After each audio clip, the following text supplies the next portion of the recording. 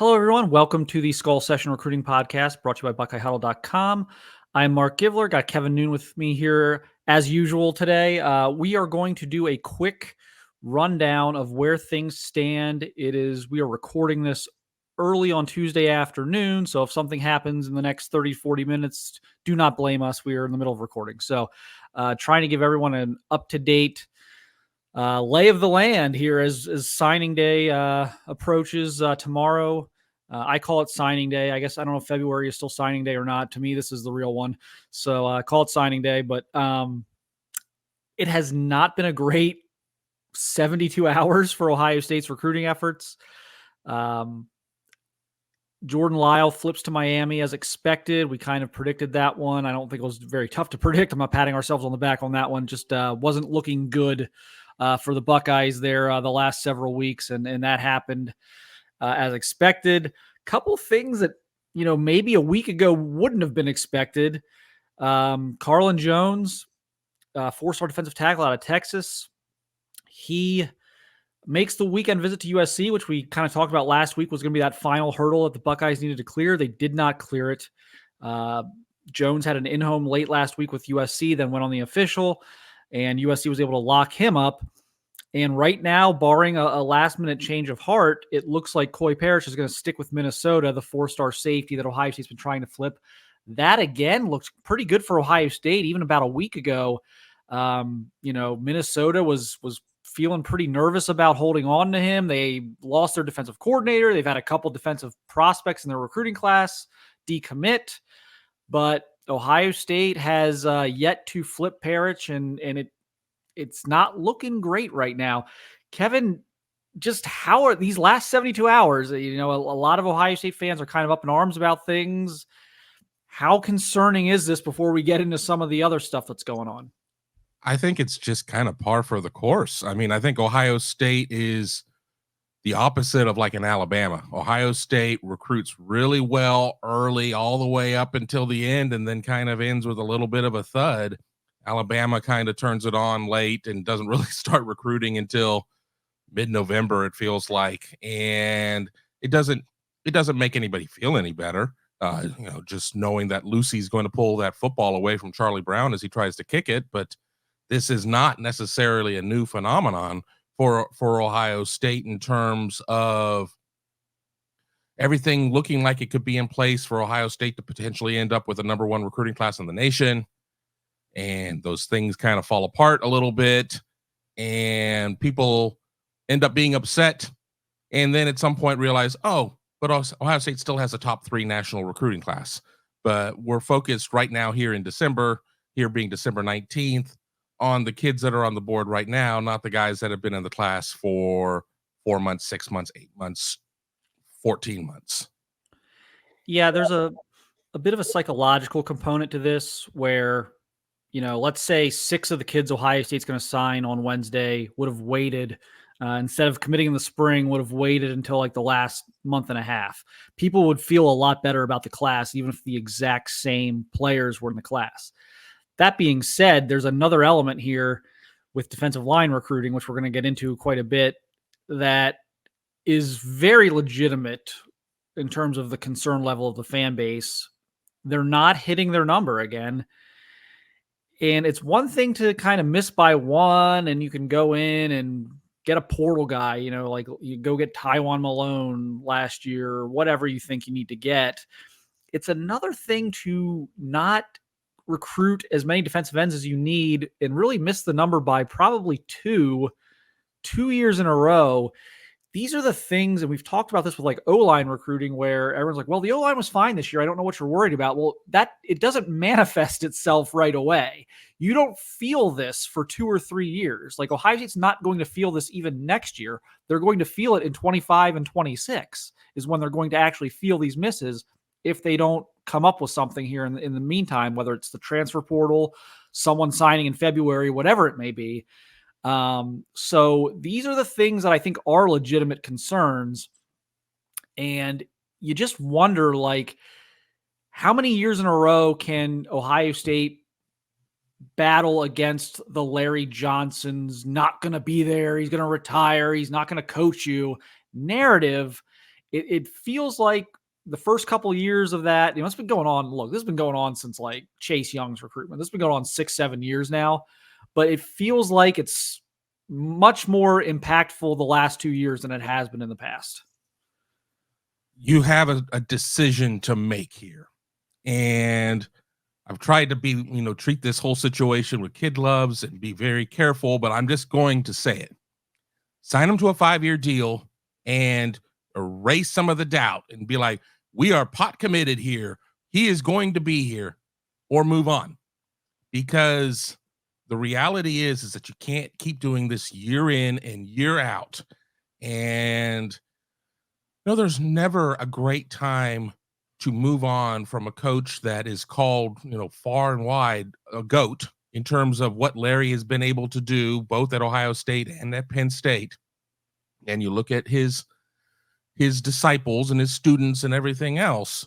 But with that being said, I mean, you absolutely know, whether it's with Marquise Lightfoot or with the situation with Edric Houston or whatever, that is 1,000% being used against him. So you either lean into it and sign him to some ungodly long contract, or you move on.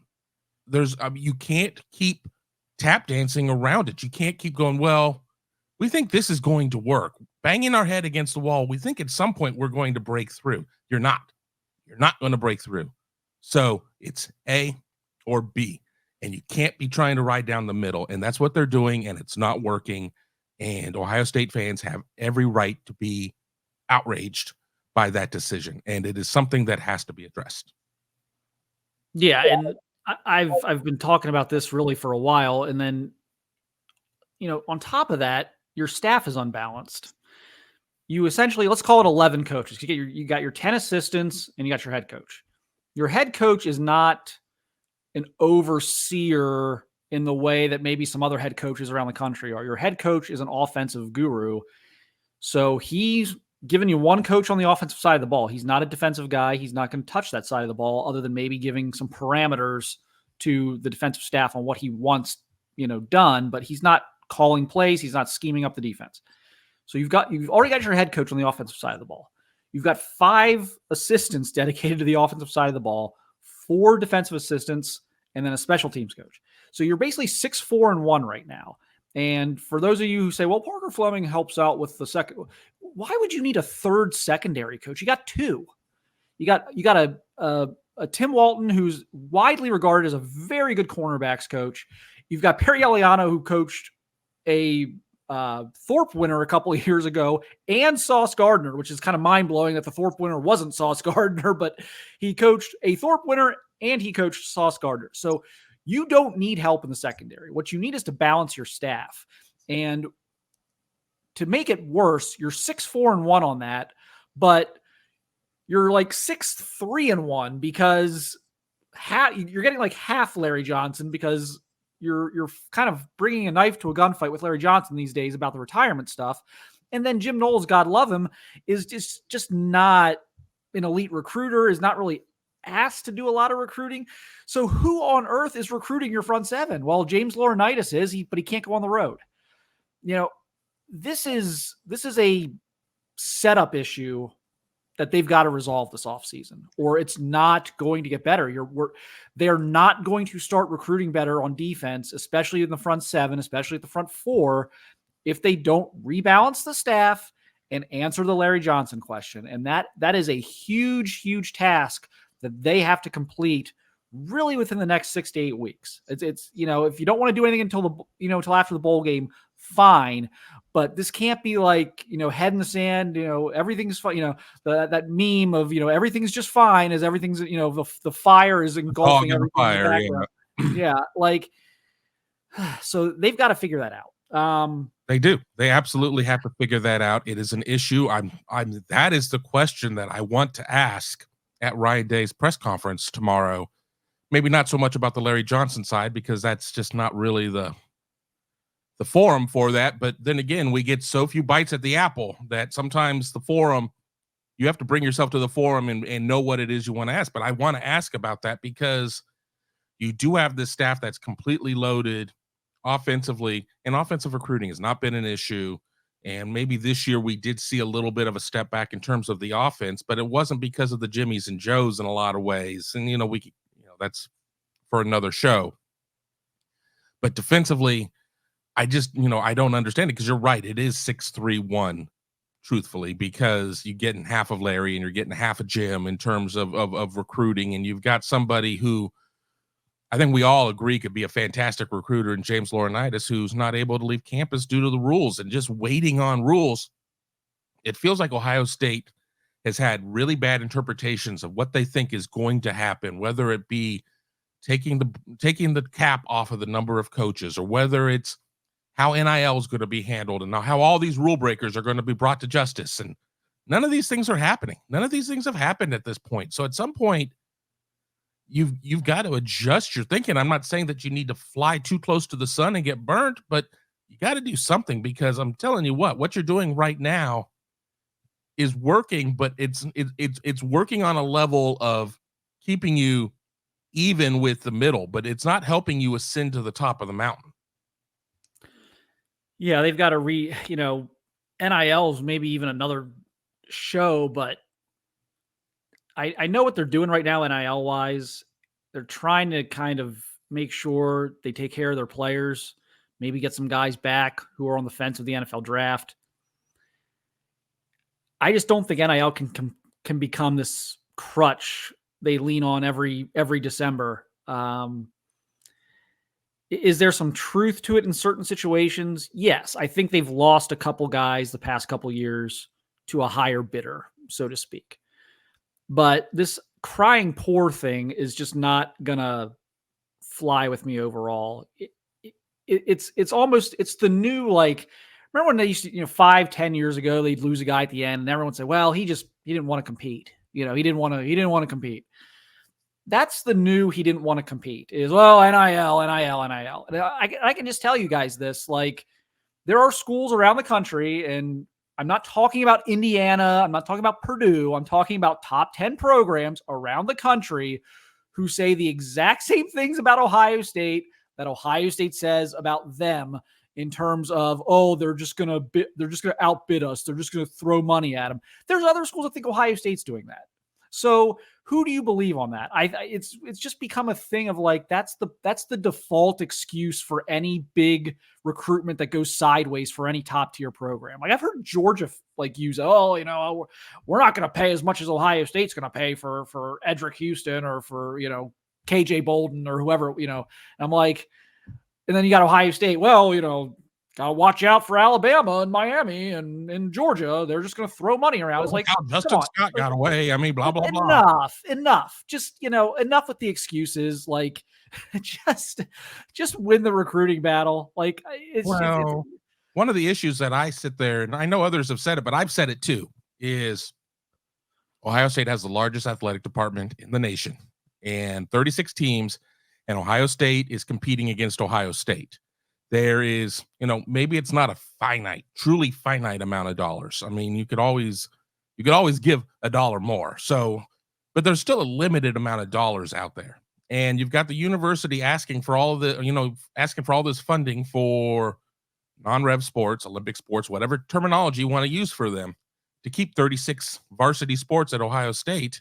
And I'm not here saying that Ohio State needs to cull sports. I'm not saying that Ohio State needs to take opportunities away from athletes who don't play football or basketball. But I am saying it is more difficult to go to the same group of donors and say, well, we need you to help us with pistol, but it'd really be great if you could help us land this defensive tackle out of Houston. There is an issue and a disconnect there as well. And it'll be interesting to see what the strategy is with new president Ted Carter coming in after the academic term, and a new athletic director upon Gene Smith's retirement. And I'm not saying that they need to come in and say, well, we're going down to 28 sports so we can be more competitive in the most visible of sports.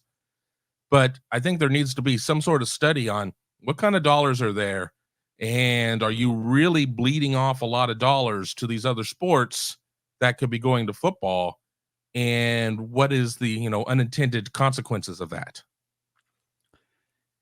Here's another elephant in the room before we get to some of these last decisions coming up here in the final 24, 36 hours here. But here's another elephant in the room.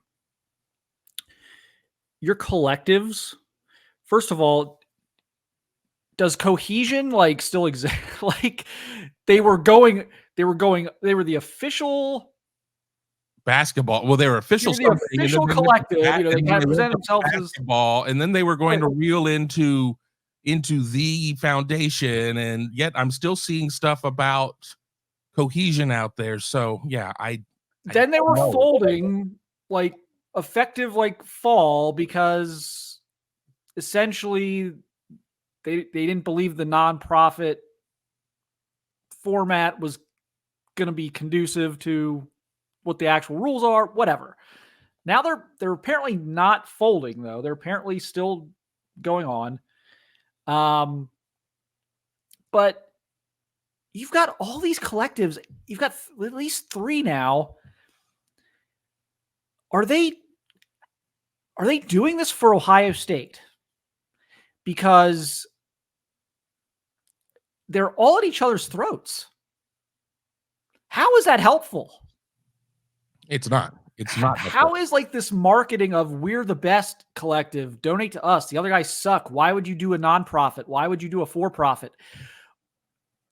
How is that helpful to what the mission of NIL is, which is to raise as much money as possible to funnel back indirectly back into your athletics programs that you support, into the players, so that you can win the big recruiting battles. You can keep the guys from the transfer portal. You can keep guys maybe an extra year from going to the NFL.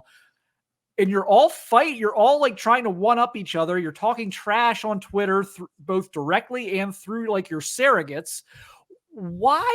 How is that helpful for anybody? It's not helpful for the collectives. It's sure as hell not helpful for Ohio State. They've got to rein this in. I don't know if they have to like have a meeting of the 5 families here in January and sit everybody down, but the infighting's absurd. It's immature. It's ridiculous. It is. And I was going to use the 5 family example too. The whole time I'm like, oh, don't you say it. Don't you say it. And you beat me to it. But yeah, they need to have some sort of meeting. They need to take egos out of this, and they need to come together and have one collective. And, I'm not saying, well, I'm picking winners and losers here, and you're going to be the one that's here and you're SOL. I don't know enough about the situation. I mean, I certainly know people involved with all 3 of the collectives. So, and there's good people involved in all of them. Yeah. Like I know several of them. I've known some of them. I've known for a while. And I don't know that he's really involved with cohesion anymore. But like I covered Gary Marcinek's kid at Dublin Kaufman. Like I've known him for years. Like I don't have a problem with anybody in that. I've never had a run in with any of those guys in any of the collectives. I think highly of many of them, but this isn't working. It's not good for anybody. And it's like, again, it's like, are you guys doing this for Ohio State or are you guys doing this for clout? And like, that's a problem and it's got to be resolved. And like I said, I don't care how they fix it. I don't care if they want to combine into one, if they want to just, do a ceasefire maybe for a year and see how that works out and kind of support each other and build each other up as separate entities. But, hey, you want to go here, you can do this. You want to go here, you can do this, whatever. But you got to figure this out because this is not helping anybody. Well, the problem is that there's, the university can only get so close to things and only be involved in so much. And I'm not here to put on my tinfoil hat, but I'm pretty damn sure that in other places, they're probably not interpreting the rules the same way.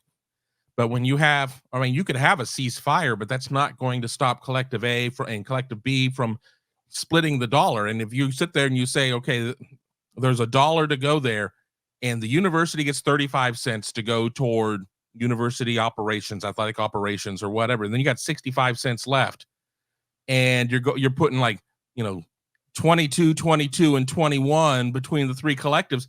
Is anybody really building enough of a war chest to do anything with it? And so I don't know. I mean, I certainly, once we get through the bowl game and some more of the recruiting stuff, I'm going to reach out to some of my people that I know at the collectives. And the problem is I know I'm going to get fed the company line, but it's not working, and it doesn't really take a rocket scientist to come to the realization that it's not working. But major leagues, baby. You can't sit there and keep blaming, well, our NIL isn't working. Well, fix it.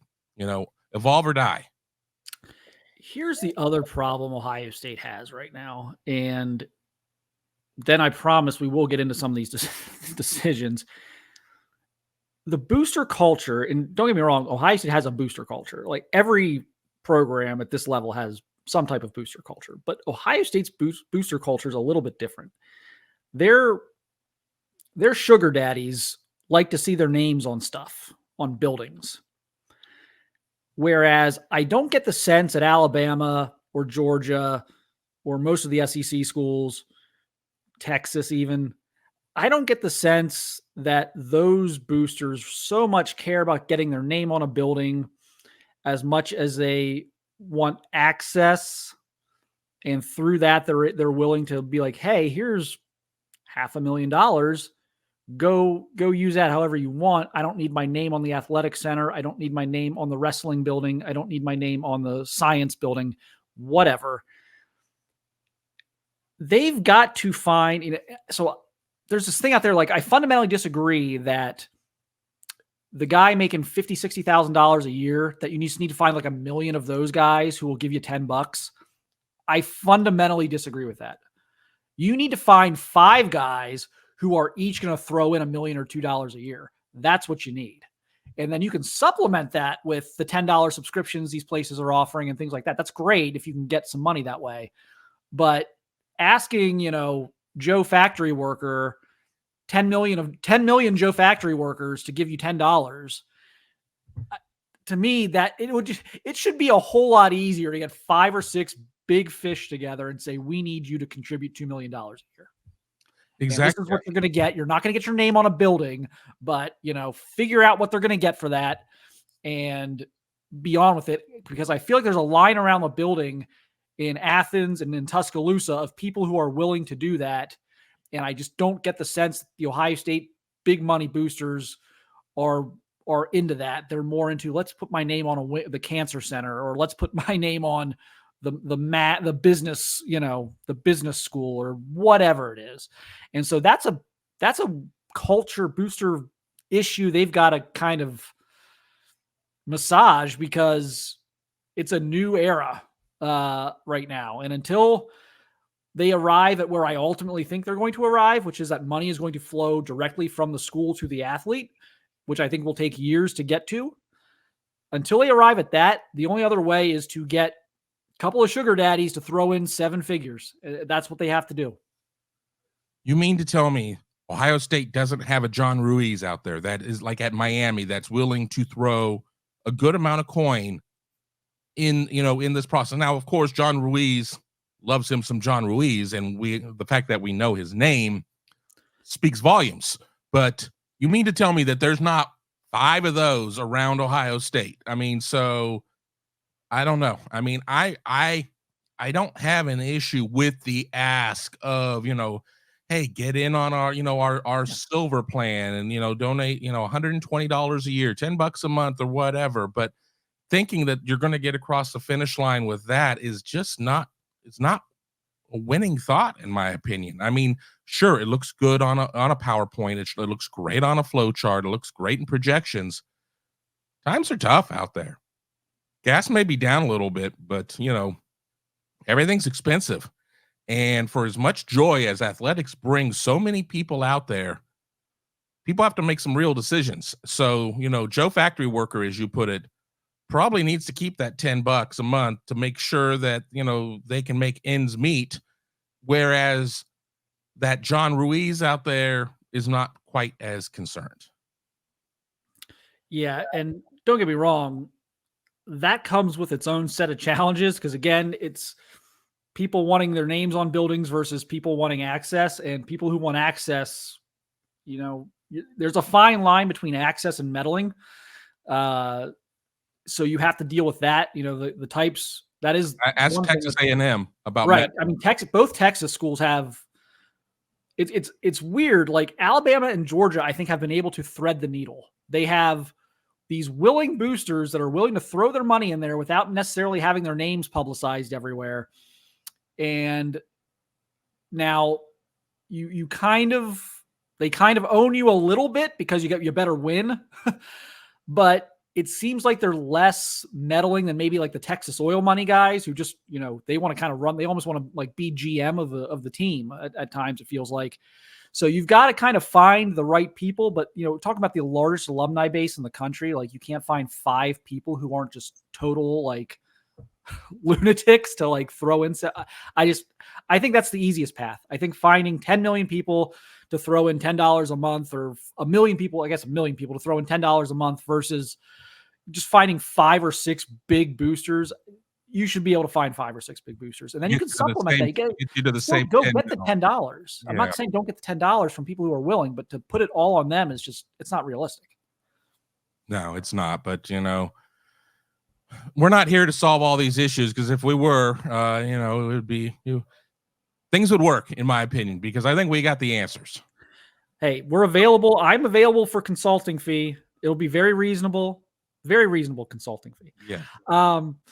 All right, let's get to the pressing. We kind of covered some of the bad news. We covered some of the issues Ohio State needs to kind of fix as we move forward. I think it's not going to be one of those signing days where you pull off a Von Bell, a Raekwon McMillan. I think it's going to be one of those days where you breathe a big sigh of relief at the end of the day that none of your commits fled, and maybe you add somebody, but it's not like a super festive vibe right now. It's high stakes, high stress. Let's start with the wide receivers. We assume there's nothing going on with Mylan Graham. He's the one guy there hasn't been any smoke with. So we assume that one's safe. Jeremiah Smith has been obviously just headline after headline. I sure hope the clicks have been worth it for the national recruiting sites. They have probably cashed in, I don't know, tens of thousands, hundreds of thousands maybe of dollars on Jeremiah Smith's pursuits the last 6 months. I have no reason to think he's not going to sign. And like, there's guys I'm skeptical about. There's guys like, whether it's skeptical about Ohio State getting them or just even a little bit of tinge of concern about like holding on to them. I am like 1000% convinced Jeremiah Smith will sign with Ohio State tomorrow. Kevin, do you agree, disagree? I agree. I mean, it would have been great for Ohio State fans' nerves and maybe coaches' nerves to a certain extent if Jeremiah would have just shut things down. We're talking about a guy who wanted to commit even earlier than he did, was told by people close to him, what's the rush, guy? Slow down. He slowed down, still ended up committing to Ohio State very early, has maintained all along, as long as Ryan Day and Brian Hartline are still at Ohio State. Last time I checked, they both are, that everything was going to be fine. There has been a lot of click farming out there to generate interest, but with that being said, Jeremiah's gone out and taken those visits. You don't take the visits, there's no click farming. So I don't really have a huge concern. I mean, every year we see some stupid blank, blank, blank happen on signing day. So never going to say never, but I would be wholly shocked if he went anywhere other than Ohio State. Yeah, I'm in the same boat. So Jeremiah McLellan, Missouri, Oregon. Seems like a lot of the buzz right now is Oregon. I think Oregon's the school to watch here. I would say mild concern. I just kind of have to see it to believe it. Brian Hartline has done an amazing job of kind of hanging on to guys.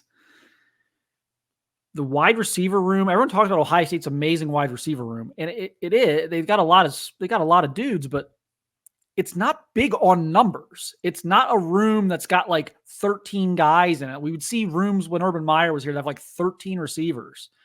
And it's like, it's like 7 or 8 guys at this point. There's not a lot of players in there. it would shock me. I shouldn't say it would surprise, not stun me. But I still think the smart money is that he's going to sign with Ohio State. Yeah, they have 7 or 8 guys, but you have 32 to 35 to 40 stars in there because they're all largely 4 and 5 stars. Oregon's pitch is going to be, we know who our quarterback of the future is going to be. We just picked up Dante Moore in the transfer portal. What does Ohio State have? I mean, hell, they don't even know. Do they even portal, dude? I mean, they haven't picked up a quarterback in the portal. We know 24 they're bringing in Nolan. We know 25 they're going to bring in St. Clair, but we don't know who they're going to play in 24. I will believe that Brian Hartline loses somebody when Brian Hartline loses somebody. There always has to be kind of a first for something to happen, unless you're the Washington Generals and you're never going to beat the Globetrotters at that point. And I'm not saying that Oregon is the Washington Generals, but, their pitch is pretty simple of what it is they're trying to do. And McLain was very enamored with Oregon before committing to Ohio State. So it wouldn't shock me. I went to the message board over at Buckeye Huddle and said, I called it a coin flip. And then somebody called me on that. I said, well, I'm calling it a coin flip because if he picks Ohio State, everybody's going to forget and everybody's just going to be happy. And if he doesn't pick Ohio State, well, then I look like I was ahead of the curve. I would say that I put the chances of him picking somebody other than Ohio State at, I don't know, 15%. I mean, and maybe I'm being even a little high at that point. I don't think it's going to happen. But again, it's Cruton and dumb stuff happens. Yeah, it's just kind of one of those things where I don't think it's going to happen, but I'm not going to sit here with like this incredible look of shock on my face. It wouldn't be the most surprising thing I've ever seen happen on signing day. That's for sure. Probably wouldn't even be the most surprising thing we see tomorrow. But I would be surprised. And yes, eventually Brian Hartline will have a kid flip on him at the end. Eventually that will happen to him, but I don't think it's going to be this year. We'll see. Let's go to the other side of that coin, though, because there's another situation that's very similar to McClellan's, in my opinion, in terms of how I handicap it. Kingston Viliamu-Asa, I posted on our website on Monday that I was still, as of Monday morning, Ohio State was still kind of actively working that, which means they still think there's a non-zero chance they could pull off a late crazy flip. I have this one in a similar, this is like my anti-opposite, second other side of the coin to Jeremiah McLain. Do I think Ohio State's going to flip him? My guess would be no, but it wouldn't be the most surprising thing I've ever seen. And so I think he's going to stick with Notre Dame, but it's in terms of I would be like an equal part surprise as McClellan going to Oregon as I would be Kingston going to Ohio State. I think it's possible, not probable. Yeah, I said 10 to 15% on McClellan. I'd like to say 10 to 15% on KVA. I'm going to say 5 to 5%. I mean, I think that there is a die roll out there that could land Ohio State's way. I mean, if you listen to some of the stories out there, I think KVA probably likes Ohio State a whole heck of a lot. I think Mom is very pro Notre Dame. Lord knows we've seen plenty of times where kid and mom don't always necessarily agree. And a lot of times kid wins. This time it doesn't seem to be the case. If that happens to truly be the case, and I don't think this is a case of KVA. It's well, damn it, I guess I'll just go to Notre Dame. I mean, I think he really has a strong affinity for Notre Dame, but probably not nearly as strong as Mom's. So can Ohio State weasel in there enough to have them have one more really real conversation tonight around the dinner table? Maybe, but I don't necessarily like Ohio State's chances there. But I also am not going to fall out of my chair if Ohio State does land him. Defensive line. Carlin Jones out. Probably no one wants to hear this right now, but I'm going to say it again. They should have offered Dom Kirks over the summer. They should have offered Dom Kirks in June. You knew this was going to be a 5 or 6 man defensive line class, ideally, which it's not going to be now. So why not? Dom Kirks would be one hell of an insurance policy right now. He's a top 200 player in the country. He's an Ohio guy. He's a kind of a flex end tackle. They've recruited a lot of guys like that over the years. You could maybe play outside if you keep him on the right diet. He could play inside if you bulk him up a little bit. Would fix a lot of the depth concerns you may have moving forward. They didn't do that. I don't think there's going to be a Hail Mary there at the last second. I know there was some internal discussion about it this weekend if things went sideways on them, but I haven't heard anything since then that would lead me to believe they're going to throw a last-minute Hail Mary, nor would Dom necessarily be interested at this point. Probably too little too late. But so there's that one. Edric Houston.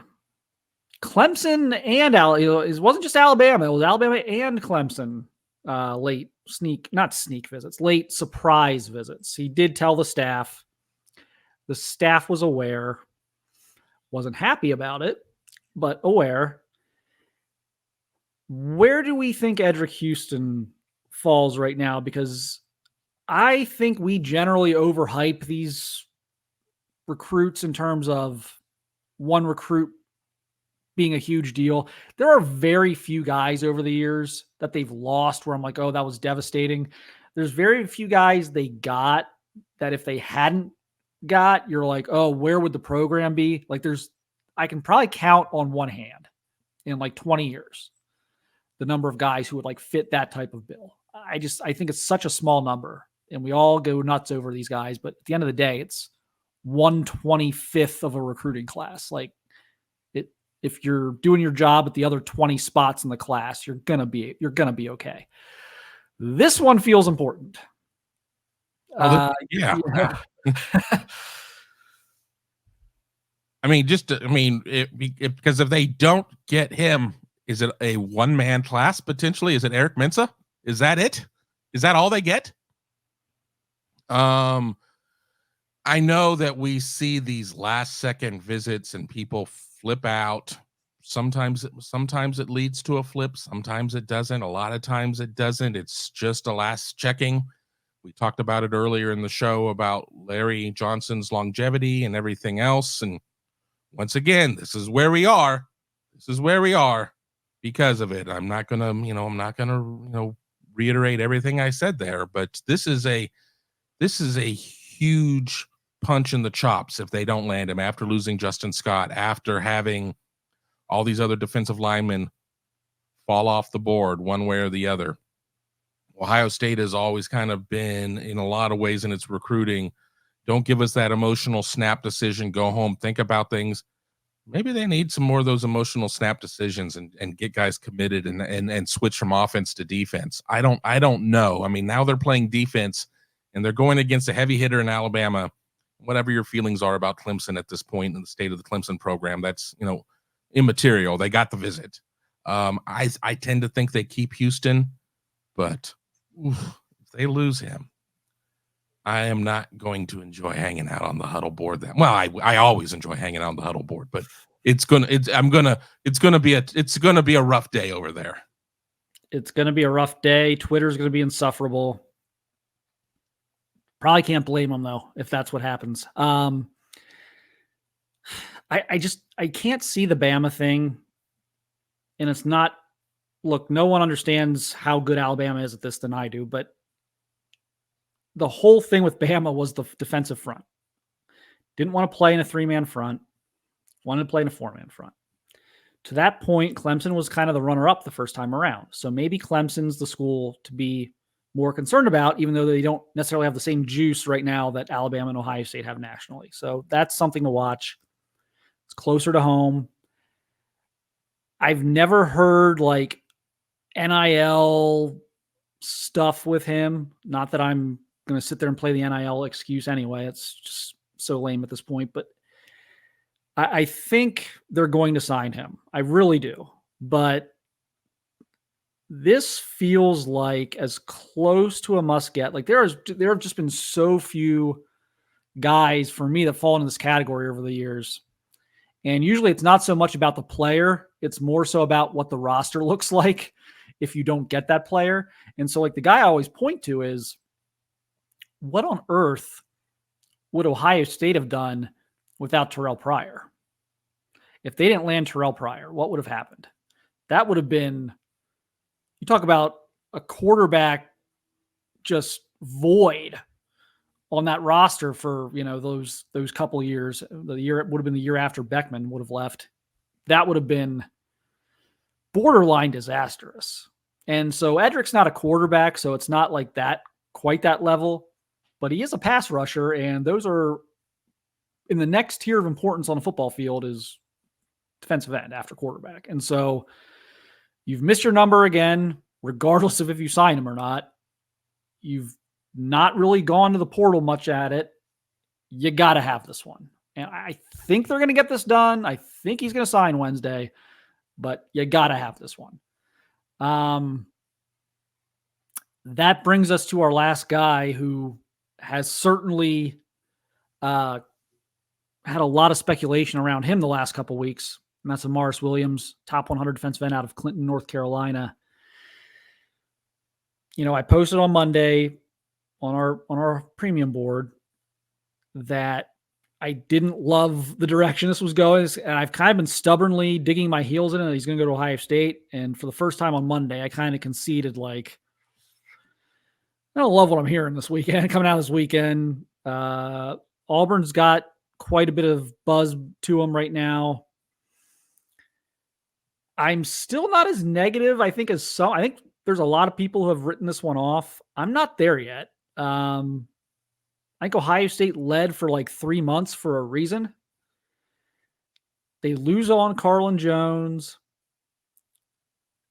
Can they, hey, wouldn't it be something if Ohio State could go big on an NIL offer here? Carlin Jones is off to USC. You may have some cap space now. Well, they've never spent the Justin Scott money. I mean, so exactly. I mean, there could certainly be the opportunity, of course. You sit there and you pay player X what amount, and player Y and Z are going to want that amount or more or whatever. So there's no Y and Z though right now. No, but you have Y and Z on your roster or whatever. Yeah. Well, we worry about that later, I guess. Worry about that later. I mean, I don't know. I guess I probably got caught up in the negativity and had kind of written Williams off. And, today it seems like the pendulum certainly hasn't swung all the way in the other direction back toward Ohio State, but is more toward, the middle. So, if you believe in momentum, could that just continue through the night and into the right direction? Possibly, potentially. But then again, I'm sure that there's just all sorts of great and positive feelings about Ohio State's defensive line recruiting on social media and everywhere else. And, I'm not going to be the one to completely lecture fans about stay off and don't talk to recruits, but stay off and don't talk to recruits. Let this one happen or not. So, I don't know. That's one I guess we'll be surprised, and we'll just kind of see. And with Ryan Day scheduled to have his press conference at 12 o'clock on Wednesday, we'll see if that one, if the hay's in the barn there. We know that Ohio State's expectation is to know what its class is going to look like for this early class, which is legitimately the class, by 12 o'clock, and we'll kind of go from there.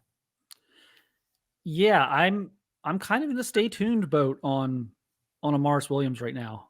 I think it's one of those things where he's been a bit impressionable, and we're coming up on a deadline now. It's not necessarily a firm deadline. He could wait, but kids generally are going to get it done tomorrow.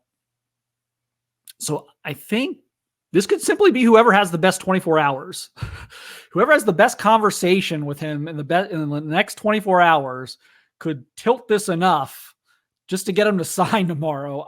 So I'm not going to move off my Ohio State pick yet. I think it's still, the confidence level is not as high as it's been, but I'm one of those people who, once I make a prediction, I'm not so stubborn that I won't change my mind.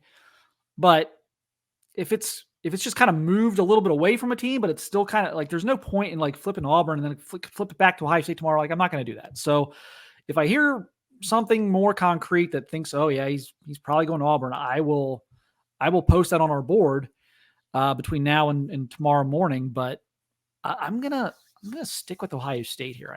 I think for now, I'm not going to move my pick. I think I'm going to stick with that. Think that's still very much active, up in the air, ongoing.